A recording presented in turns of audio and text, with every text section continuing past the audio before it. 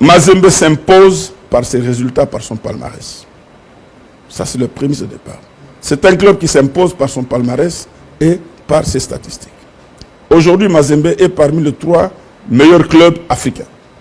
Parmi les 3, c'est Mazembe. Mazembe s'impose par des investissements consentis par leur président pour la promotion et le développement de leur football. Je vais vous donner un exemple. Nous étions la semaine passée aux 80 ans de Mazembe. Le président de la FIFA était fasciné de se rendre compte que dans le centre de formation de Mazembe, au-delà de la formation footballistique, il y avait la formation intellectuelle. Il y a 3 modules. Le module des joueurs non alphabétisés, c'est-à-dire qui ont des talents, mais qui ne sont pas baptisés, qu'on alphabétise. Il y a ceux que, moyennement alphabétisés, on leur donne la formation, et ceux qui ont plus de formation, et même bilingues. Il était surpris. Il nous a dit, voilà au moins... l'attaché de presse de Mazembe, Constant Omar. Non, non, ce n'est pas ça, ce n'est pas ça. Parce que vous, les Congolais, vous ne voulez pas qu'on vous dise la vérité de face. S'il y a un club qui se développe le mieux dans ce pays, c'est Mazembe.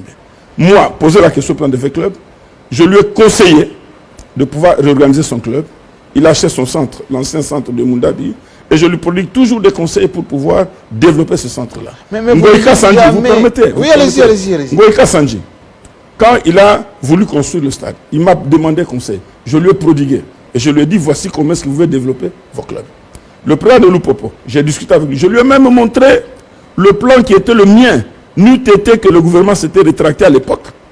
Là où le Lupopo s'entraîne, on devait construire un stade. J'allais budgétiser tous les plans.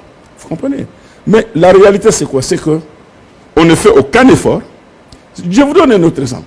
Est-ce que c'est normal?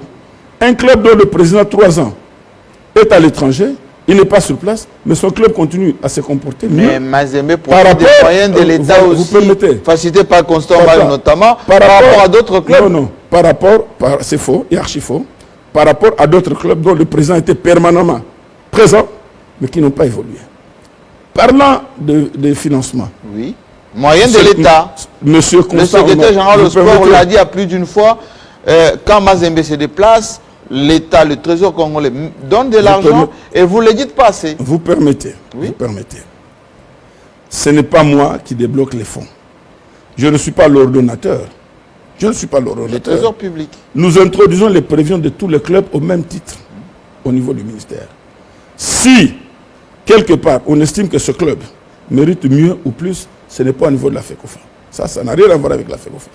Et mais, contrairement à ce que les gens croient, ceux qui ont touché plus, ce ne sont pas Mazembe. Je ne peux pas les dire ici parce que ce sont mes clubs. Je ne peux pas, moi, mettre mes clubs, les soumettre à la vindicte populaire. Si vous allez dans les statistiques, les clubs savent que le président Omar, il le sait. Les clubs qui ont touché plus d'argent, ce n'est pas Mazembe. Ce n'est pas l'équipe nationale. Alors. Vous permettez. Oui. Ce n'est ni l'équipe nationale, ni Mazembe. Il y a des clubs qui ont touché plus d'argent. Mais qui n'ont pas de résultats. Vous comprenez? Qui ont touché plus d'argent. Mais je gardais parce que ce sont mes clubs. Je ne peux pas les soumettre à la place publique.